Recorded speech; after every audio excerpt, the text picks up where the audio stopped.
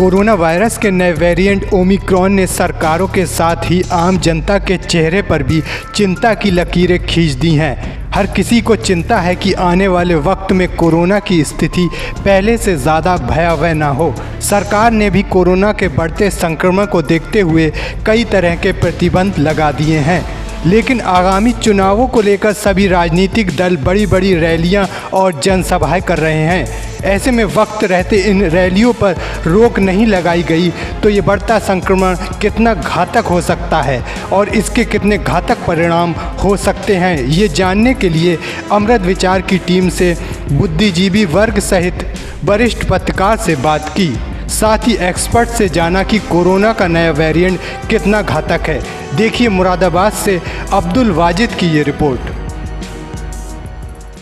जैसा कि हम सब जानते हैं, कोरोना वैसे ही एक नई बीमारी है और एक महामारी के रूप में हर जगह पूरे विश्व भर में फैला हुआ है।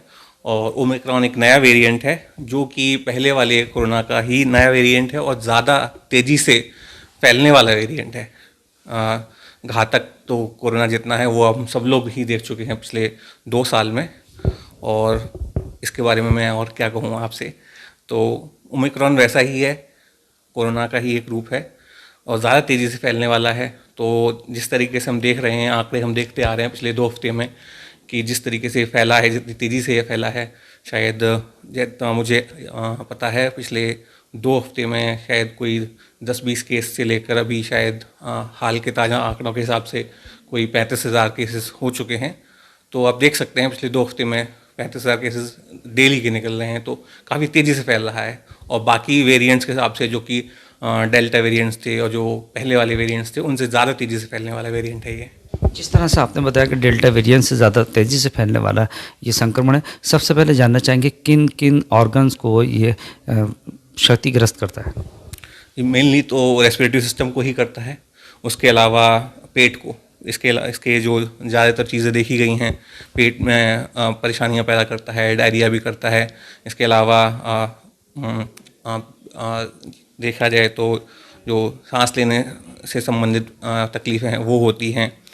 पेशेंट को टेस्ट जो इम्पॉर्टेंट है, टेस्ट आना बंद हो जाता है और खुशबू आना बंद हो जाती है। ये कैरेक्टरिस्टिक सिम्टम्स हैं, पेशेंट को पता चल जाता है इस तरीके से। बाकी तो जो कि है ज़्यादातर चीज़ें जो हमें देखने को मिलेंगी वो ज़्यादातर फ्लू जैसे सिम्टम्स होंगे। तो देखा जाए तो आम तौर पे आम जो कॉमन कोल्ड की बीमारी होती है उस तरीके से ही देखने को मिलेगा, लेकिन जो बाकी चीज़ें हैं वो कोरोना की तरफ ले जाएंगी। और अगर पेशेंट इम्यूनो कॉम्प्रोमाइज़ है, जैसे कि अगर ओल्ड एज पेशेंट है, डायबिटिक है, हाइपरटेंसिव है, तो ये घातक रूप में बाहर आ सकता है। डॉक्टर साहब, जिस तरह से युद्ध स्तर से कोरोना वैक्सीनेशन का एक अभियान चलाया गया और 100 करोड़ के समथिंग कोरोना वैक्सीन लोगों को लग गई है, क्या लगता है कि जो कोरोना वैक्सीन लोगों को लगी है वो कितनी कारगर है ओमिक्रॉन के लिए? जी बहुत ज़्यादा कारगर हैं और मेरे हिसाब से बहुत ज़्यादा महत्वपूर्ण भी हैं। देखिए, वैक्सीन का अपना एक रोल होता है इम्यूनिटी बढ़ाने में। एंटीजन के लिए एक याददाश्त देता है एक तरीके से, जो सेल में एक प्रतिरोधक क्षमता होती है। और ओमिक्रॉन जैसे कि एक वेरिएंट है ही कोरोना का, तो हमारा देश तो एक तरीके से अच्छा 100% अचीवमेंट है ही है। एटलीस्ट सबको एक वैक्सीन डोज तो लग ही चुकी है और मेरे ख्याल से 50 से ज़्यादा % लोगों को सेकंड डोज भी लग चुकी है और बूस्टर डोज की तरफ हम जा ही रहे हैं। और हमारे प्रधानमंत्री ने ऐलान कर ही दिया है कि जो टीनेज लोग हैं, बाकी जो और यंग जो हमारी 15 से 18 वर्ष के लोग, वही मैं कहना चाहता, जो यंग पॉपुलेशन है उनको भी टीकाकरण के लिए बोल दिया गया है। तो ये अच्छी बात है। टीकाकरण के बिना ओमिक्रॉन से लड़ना बहुत ही मुश्किल होगा, तो इसका रोल है।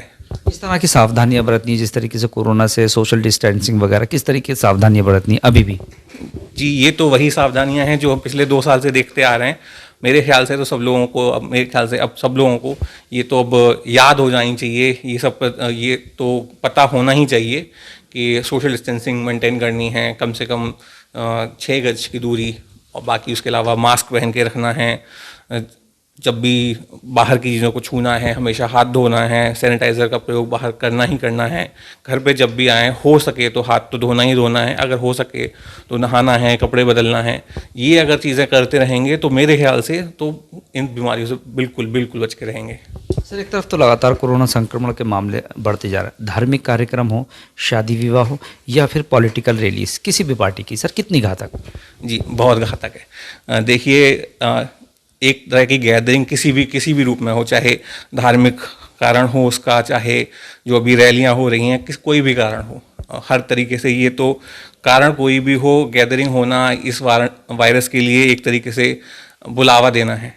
तो मेरे हिसाब से तो किसी भी तरह की कोई गैदरिंग नहीं होनी चाहिए, भले ही चाहे 3 दिन 4 दिन पहले अभी हमारी न्यू ईयर की पार्टीज हो रही हों, चाहे कोई भी धार्मिक हमारे समारोह हो रहे हों, चाहे कोई भी हमारी पॉलिटिकल रैलीज हो रही हों, अभी हमारे इलेक्शंस शायद आने वाले हैं। मेरे हिसाब से तो कोई भी रैली किसी भी तरह की इस समय तो नहीं होनी चाहिए।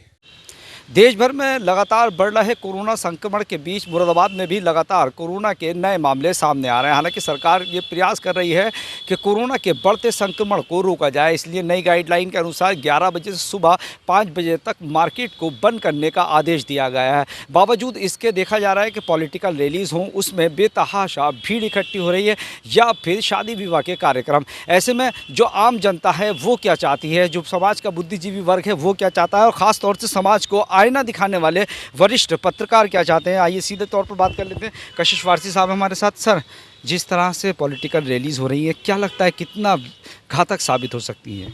दरअसल सरकार अपना काम कर रही है, इसमें कोई दो राय नहीं, लेकिन कहीं ना कहीं कुछ कमी रह रही है। ये राजनीतिक रैलियां जो हो रही हैं, इन पे प्रतिबंध लगना चाहिए। ये जो कोविड गाइडलाइन की धज्जियाँ उड़ रही हैं मार्केट के अंदर, स्कूलों के अंदर, कोई इस तरफ नहीं सोच रहा है। मासूम बच्चे स्कूल जा रहे हैं, एक बच्चे के ऊपर एक बच्चा बैठा हुआ है। ये स्कूल के ऊपर भी गाइडलाइन आनी चाहिए, मार्केट के अंदर गाइडलाइन आनी चाहिए। शहर के अंदर ये होना चाहिए कि एक तरफ का मार्केट बंद हो, एक तरफ का खुला हो। इस तरह की गाइडलाइन होनी चाहिए। हमें भी सोचना चाहिए कि हमें मर्ज से कैसा बचना है। हम खुद अपनी जान को खतरे में डाले हुए हैं, सरकार आगे घर के अंदर तो बैठेगी नहीं। हमें अपने बच्चों को, अपने घर वालों को खुद ये समझाना है कि हमें इस मूजी बीमारी से कैसे बचना है। तो मेरी ये अपील है कि समाज भी जागरूक हो, जनता भी जागरूक हो, और ख़ासकर राजनेता जागरूक हो। अपनी राजनीति के लिए अपने समर्थकों को बलि न चढ़ाएं।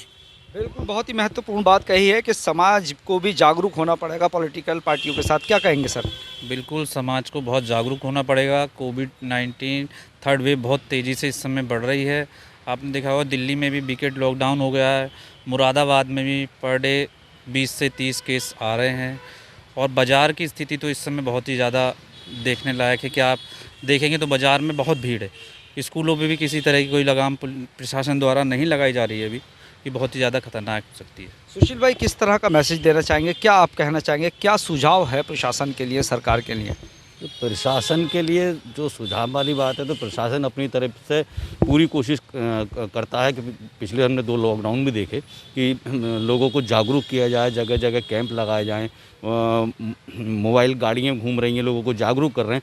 लेकिन उसमें सबसे बड़ी चीज़ यह है कि इतनी तीसरी वेव इतनी तेज़ी से बढ़ रही है, उसके बावजूद भी हमारे नेता वो नहीं सुधर रहे हैं। वो केवल सत्ता पाने के लालच में बड़ी बड़ी रैलियों का आयोजन कर रहे हैं, चाहे वो कोई सी भी पार्टी हो।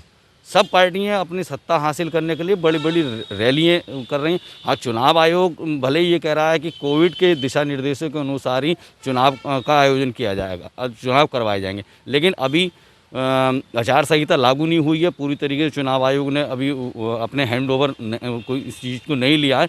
तो उससे पहले शासन स्तर से और जो मौजूदा सरकार है वो इस पर गाइडलाइन जारी करे कि भाई रैलियों पर रोक लगाई जाए। रैलियाँ ना हम करेंगे ना विपक्ष करेगा, कोई रैली नहीं करेंगे। हमें जनता का ध्यान देना है, दोनों को जनता का ध्यान रखना है, और उसी को लेके बाज़ारों को के लिए नई गाइडलाइन लागू की जाए। शॉपिंग मॉल हुए, रेस्टोरेंट हुए, इन चीज़ों के लिए गाइडलाइन जारी की जाए। जो स्कूल है, स्कूल को भी लेके भले ही क्या कहते हैं 2 दिन से क्या कहते हैं 15 साल के बच्चों को कोविड की वैक्सीन लगनी शुरू हो गई है। अभी पूरी तरीके से जब तक लगेगी उसमें बहुत समय लगेगा अभी, तो इसलिए जो समय लगेगा, तो समय के लिए स्कूल कॉलेजों को भी कुछ दिनों के लिए बंद करना चाहिए, जिससे कि जिन बच्चों को रह गई है लगने वैक्सीन लेने, वो सेफ रह सकें। बहुत ही महत्वपूर्ण बात कही है कि कहीं ना कहीं नई गाइडलाइन जारी करनी पड़ेगी मार्केट के लिए, रेस्टोरेंट के लिए, ख़ास तौर से स्कूली बच्चों के लिए, जो स्कूली बच्चे स्कूल जाते हैं। सर, वरिष्ठ पत्रकार राजीव शर्मा जी हमारे साथ हैं। Sir, third wave bullet train की तरह आगे बढ़ रहा है संक्रमण, क्या कहेंगे? जी बिल्कुल, देखो मुरादाबाद 80 के पार जा रहा हैगा, पहुंच चुका हैगा इसमें ये, लेकिन देखने में ये आ रहा हैगा जिस तरीके से दिल्ली में स्थिति पैनिक ना हो, बंदिशें लगा दी गई हैं कि वहाँ पर, इसी तरीके से यहाँ पे भी लगाई जानी चाहिए इसमें ये। लेकिन सबसे बड़ी बात देखने में यह आ रहा है, मार्केट के टाइम बना दिया गया हैगा कि रात का कर्फ्यू लागू कर दिया गया हैगा, लेकिन राजनीतिक रैलियाँ उतनी ही तेज़ी से बढ़ रही हैं। कोई बंदिश नहीं है, कोई गिनती की बंदिश नहीं है, किसी तरीके का कुछ भी नहीं है। क्या वहाँ से कोरोना नहीं बटेगा? क्या वहाँ से नहीं जाएगा?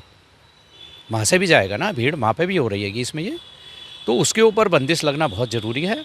और जिस तरीके के हालात बन रहे हैं, मुरादाबाद के आशियाना में बिल्कुल एक गली ब्लॉक कर दी गई है, क्योंकि एक परिवार के लोग वहाँ पर निकले हैं। तो ये तो पहले वाला बिल्कुल नज़र आ रहा है इस समय। तो ज़रूर एक ऐसे कदम उठाने पड़ेंगे कि रैलियों पर बंदिश लगे, भले ही चुनाव आयोग करे, केंद्र सरकार करे, प्रदेश सरकार करे, या स्थानीय प्रशासन इसका ले, क्योंकि वही जिम्मेदार होता है उसमें ये।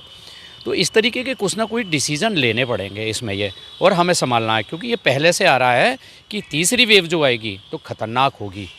तो ख़तरनाक ना हो, इसलिए पहले से ही सारे प्रावधान करने पड़ेंगे, उपाय करने पड़ेंगे, और हम सब लोगों को उन्हें फॉलो करना पड़ेगा। सुशील भाई, एक आखिरी सवाल, क्या लगता है आपको कि जनता को जागरूक होना पड़ेगा? यूँ कि सत्ता के लालच में राजनीतिक पार्टियां तो अपनी पॉलिटिकल रैलीज कर ही रही हैं, तो जनता को जागरूक होना पड़ेगा, खुद का ध्यान खुद रखना पड़ेगा। देखो, घर में जब कोई व्यक्ति होता है, बीमार होता है, अगर मैं बीमार पड़ूंगा तो मैं डॉक्टर के पास जाऊंगा, मुझे पता है कि मेरी बीमारी की दवाई फला डॉक्टर देगा, तो मैं अपने लिए जागरूक हूँ ना।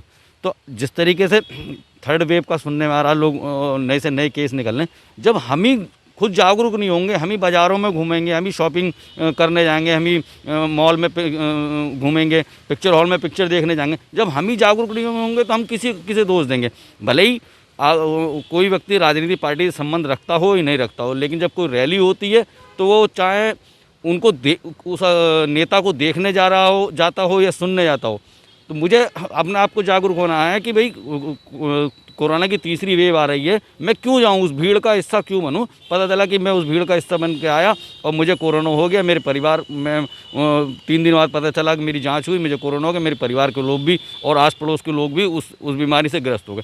तो सबसे पहले हमें किसी को पे ब्लेम ना लगा के हमें अपनी सुरक्षा स्वयं करनी होगी। बहुत बहुत शुक्रिया अमृत विचार से खास बातचीत करने के लिए। थे हमारे साथ समाज के बुद्धिजीवी वर्ग, युवा वर्ग और समाज को आईना दिखाने वाले पत्रकार। साफ तौर पर उनका कहना है कि जो पॉलिटिकल रैलीज हो रही हैं वो तो पॉलिटिकल जो एजेंडा है, जो पॉलिटिकल लोग हैं उनका मुफाद है उसमें, लेकिन हमें भी जागरूक होना पड़ेगा। हमें भी खुद ये सोचना पड़ेगा कि अगर हम बीमार होते तो हम खुद, सिर्फ हम अकेले ही बीमार नहीं होते, हमारे साथ पूरा परिवार हमारा चिंतित होता है। तो ज़रूरी है कि प्रशासन कहीं ना कहीं गाइडलाइन जारी करे, शासन गाइडलाइन जारी करे और चुनाव आयोग जारी करे। कुल मिलाकर पॉलिटिकल रैलीज पर बैन लगना चाहिए, तभी कहीं ना कहीं जाकर ये बढ़ते संक्रमण को रोक लग सकती है, वरना इसके अंजाम घातक हो सकते हैं। कैमरा पर्सन फरदीन अली के साथ मैं अब्दुल वाजिद, अमृत विचार, मुरादाबाद।